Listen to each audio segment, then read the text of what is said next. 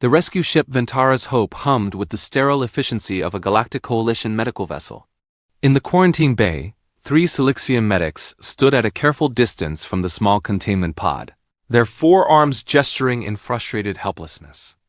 "Another failure," Dr. Vexith chittered, his mandibles clicking in distress. "The cub won't allow anyone within 2 meters. The sedatives don't work on his species, and force would traumatize him further." Inside the transparent pod, a small creature no larger than a Terran housecat huddled in the corner. Milo's silver-blue fur was matted with dried blood and grime, his oversized ears pressed flat against his skull. The Lyrian cub species was known across the galaxy for their empathic abilities and gentle nature, which made the evidence of his abuse all the more horrifying. Burn marks crisscrossed his tiny body. His left leg bent at an unnatural angle. When Vexith attempted to approach with a medical scanner, Milo released a high-pitched keen that made the equipment screech with feedback. His eyes, normally luminous amber, had faded to a dull, traumatized gray. "We found him in a smuggler's hold," the ship's captain, a towering Krenth warrior, rumbled from the doorway. 3 weeks in a cage meant for cargo. "No food, no water. His injuries are at least 2 weeks old. He'll die if we can't treat him," Vexith said quietly. "But every time we approach, his fear response triggers a psychic wave that disrupts our neural pathways. It's a defense mechanism, but it's preventing us from helping him." The captain's crest flattened in sorrow. "Is there nothing? Perhaps I could try?" All eyes turned to the human standing in the doorway. Iris wore the simple gray uniform of a Coalition maintenance engineer, her dark hair pulled into a practical bun. She was young by human standards, perhaps 25 cycles, with warm brown skin and eyes that held a peculiar softness rarely seen among the more militaristic species of the Coalition. "Human Iris," Vexith said carefully, "with respect, you have no medical training, and humans are predators. Your forward-facing eyes, your canine teeth, they trigger prey species instincts. The cub would likely perceive you as an even greater threat." Iris stepped forward anyway, her movements slow and deliberate. "Maybe, but I grew up on a farming colony. We raised animals scared, hurt animals. Sometimes medical equipment and clinical environments make things worse." She paused at the pod's entrance. "May I?" The captain and Vexith exchanged glances. Finally, the captain nodded. "We've tried everything else." Iris approached the pod and knelt down, making herself smaller. She didn't look directly at Milo but kept him in her peripheral vision. From her pocket, she pulled out a small piece of fabric, a worn bandana she'd carried since childhood. "Hey there, little one," she whispered, her voice barely audible. She didn't reach toward him, didn't make any sudden movements. She simply sat cross-legged and began humming a soft melody her mother had sung to her long ago. The medics watched in astonishment as Milo's ears twitched.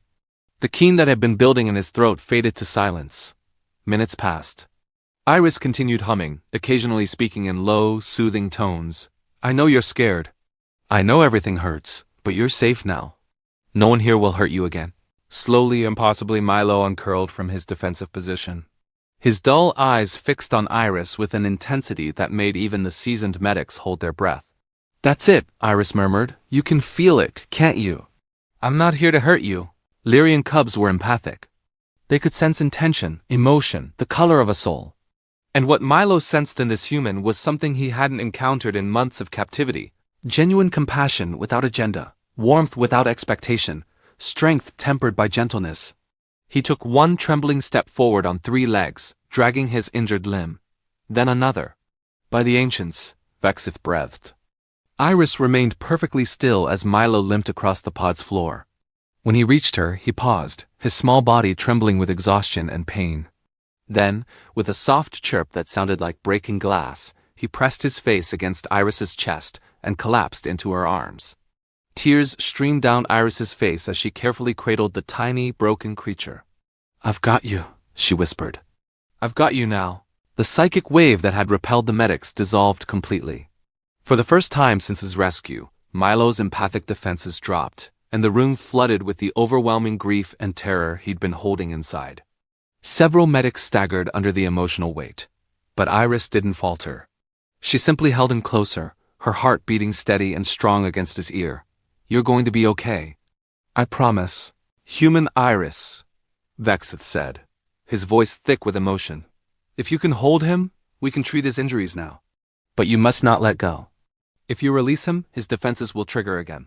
I won't let go, Iris said firmly. Do what you need to do. For the next 3 hours, Iris sat motionless while the medical team worked. They mended Milo's broken leg, treated his burns, cleaned his wounds, and administered nutrients through an IV port. Through it all, the cub remained pressed against Iris's chest, his tiny claws gripping her uniform. He didn't make a sound. He simply held on to the one being in the galaxy who had seen past his species, past his fear, past his trauma, to the terrified child beneath.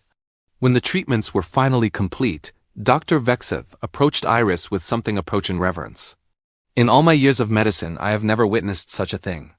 Lyrian cubs can sense the nature of all beings. That he trusted you so completely. Iris looked down at Milo, who had finally fallen asleep, his breathing steady and peaceful for the first time in weeks. Humans understand trauma, she said softly. We understand what it means to be broken and afraid. Maybe that's why he sensed he could trust me. Because I know what it's like to need someone to just. Hold on, the captain stepped forward. Human Iris, until the cub is fully recovered, would you consent to being his primary caregiver? Iris smiled, running a gentle finger along Milo's soft ear. I'm not going anywhere.